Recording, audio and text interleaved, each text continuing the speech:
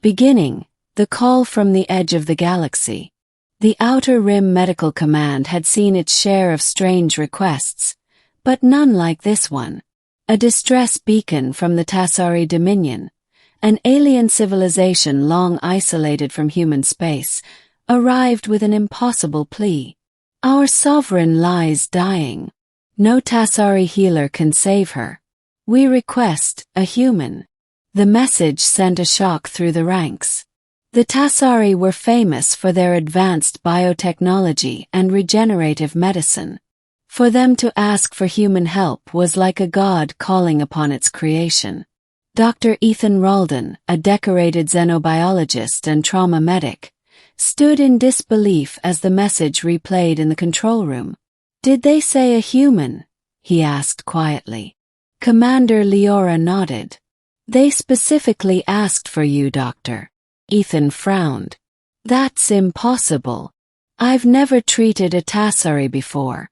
Their physiology isn't even compatible with our medtech." "Apparently," Leora replied. "You're the only one they trust." Within an hour, Ethan was aboard the Vigilant Horizon, en route to Tassari Prime, the jewel of a civilization few humans had ever seen. The trip took 3 days through hyperspace, each hour filled with nervous silence. He reviewed every scrap of data the Galactic Archive had on Tassari biology, which wasn't much. The Tassari were bioluminescent beings, half organic, half energy, sustained by an intricate balance of cellular resonance. Their bodies shimmered with internal light, and if that light faded, death followed quickly. No human had ever been invited to their capital. Till now. Middle, the queen who should have been immortal. The moment Ethan stepped onto Tassari soil, he felt it, the hum of energy under his boots, the pulse of a living city. Massive crystalline towers rose into the clouds, and the air glowed faintly blue with ionized mist. He was greeted by 2 Tassari guards, tall, elegant, their luminous eyes unreadable. "Human," one said, bowing slightly. "Follow us. The sovereign's time wanes." They led him through curved corridors alive with light.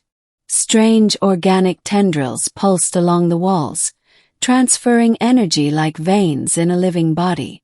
Finally, the doors parted to reveal the chamber of renewal.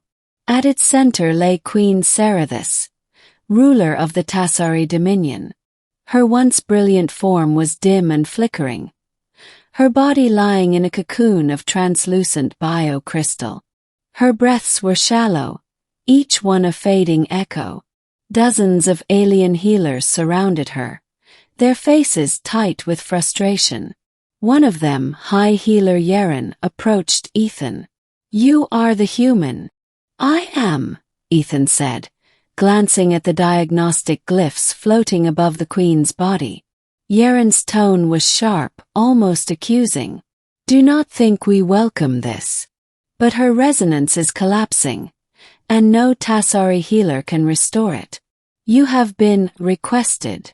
Ethan stepped closer to the dying monarch. Her light pulsed weakly beneath her skin, struggling against the darkness consuming it.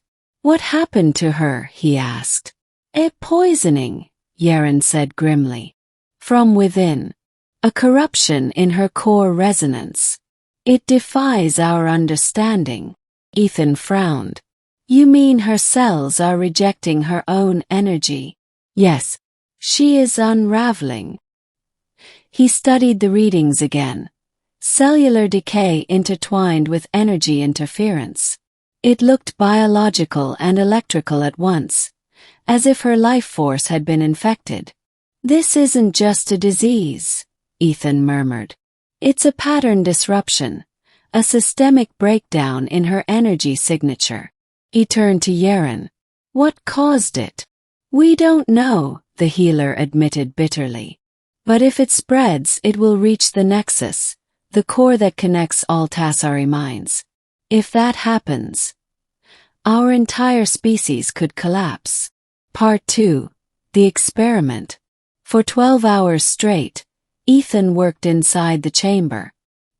His portable med suite glowed with human tech, interfacing barely with the Tassari systems. The alien healers watched him in silence, skeptical, proud, but desperate. He ran molecular scans, deep energy resonance tests, even neural frequency analysis. Nothing worked. Every attempt at stabilization only made her condition worse. Finally he stepped back, exhaustion heavy in his bones.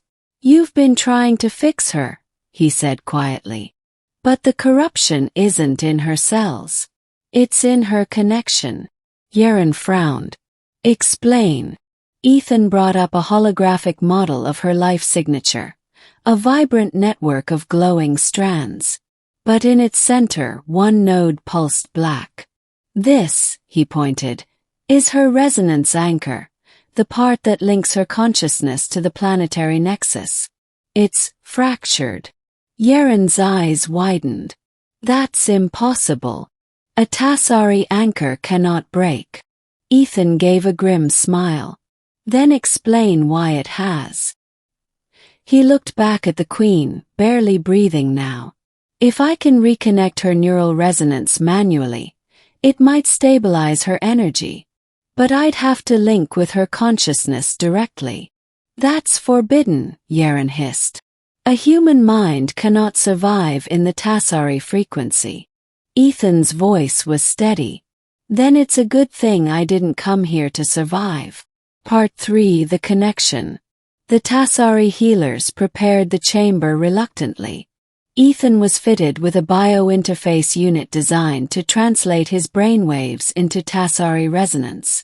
As the connection established, he felt an electric hum race through him. The moment it activated, his mind plunged into light. He was no longer in a medical chamber. He was standing inside a vast ocean of energy, glowing waves of consciousness rippling in all directions. A voice echoed through the brilliance, soft, weary, but regal. "You're not Tassari," it said. "No," Ethan answered. "I'm the one who came to save you." A form materialized before him. Queen Sarathis, radiant but cracked, her light flickering like a broken star. "They told me a human would come," she said. "I thought it was a myth." Ethan approached slowly. "I don't know what I can do, but I'm going to try." She looked at him, curiosity flickering behind her pain. "You're risking your mind for a creature your people once called an enemy." He smiled faintly. "A dying patient isn't my enemy." For a long moment, silence filled the void.